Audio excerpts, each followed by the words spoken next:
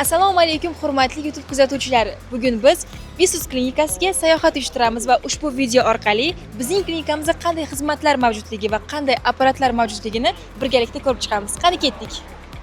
Demak, bemorlarimizni birinchi navbatda kutib oladigan qabulxona xodimlarini suhbatga tortamiz. Qani ketdik. Assalomu alaykum. Va alaykum assalom, xush kelibsiz. O'zingiz tanishtira olasizmi? Ismim Dilfuza. Visus ko'z klinikasida 5 yildan buyon faoliyat yurgizyapman.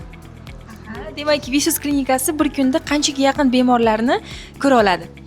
200 dan ortiq bemorlar qabul qilamiz bir kunda. Bemorlarimiz asosan qayerlardan tashrif buyurishadi? Respublika bo'ylab, asosan Farg'ona vodiysi bo'ylab qo'shni respublikalardan Qirg'iziston, Qozog'iston, Tojikistondan tashrif buyurishadi. Demak, yana bir qiziqtirgan savol, tashrif buyurgan bemorlarni qaysi tartibda qabul qilib olasiz? Asosan bemorning shikoyatini eshitamiz, shunga qarab mutaxassisga yo'naltiramiz.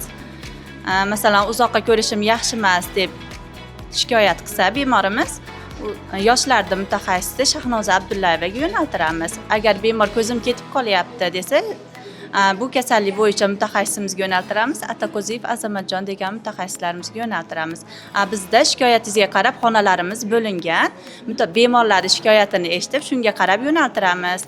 Yosh kattalarni shikoyatini eshitib, shunga qarab Murodjon aka, Natalya appa degan mutaxassislarimizga yo'naltiramiz. Ashura Ahmedov, Nuriddin degan vrachlarimizga yo'naltiramiz. Yosh kattalarning shikoyatini eshitib.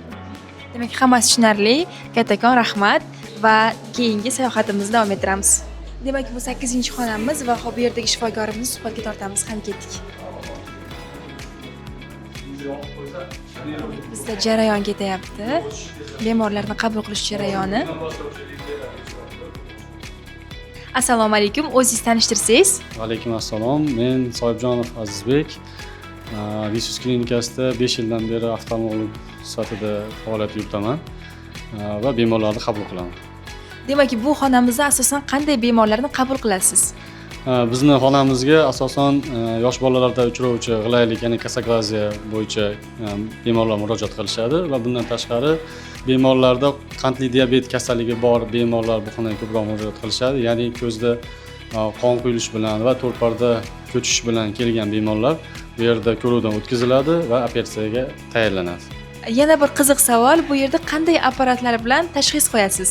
Tashxis qo'yishda asosan yosh bolalarda kasaklaziya bo'yicha ko'ruvlar, tekshiruvlar, ya'ni zreniyasi bo'yicha tekshiruvdan o'tkaziladi, UZI apparatidan o'tkaziladi va bundan tashqari maxsus o'zimizni kasaklaziya bo'yicha linzalarimiz bor. Shu linzalar orqali graduslar chiqarilib, operatsiyaga tayyorgarlik ko'riladi. Ikkinchi bemorlarimiz, ya'ni to'rtparda ko'chish va qon quyilish bo'yicha kasallarimizda ko'ruvlar ko'rish o'tkirligi bo'yicha ko'ruvdan o'tkaziladi, UZI o'tkaziladi va asosiy optik kognitiv tomografiya, ya'ni OCT apparatimiz orqali tashxis qo'yilib, operatsiyaga tayyorgarlik ko'riladi va asosiy biomikroskop yordamida ko'ruv o'tkazamiz. Apparatlarni yaqindan tanishtirib bera olasizmi? Albatta. Birinchi apparatimiz avtorefraktometr. Bu apparatda ko'rishni darajasi o'lchanadi. Shu orqali biz ochki tanlov o'tkazamiz. Ikkinchi apparatimiz UZI ultratovush apparatimiz. Unda orqadagi asosiy to'rtpardadagi muammolar, shishasimon tanadagi o'zgarishlar haqida ma'lumot olsak bo'ladi. Asosiy to'rtparda ko'chgan va qon quyilgan bemorlarimiz asosiy gapiradigan asosiy apparatimiz shu apparat hisoblanadi.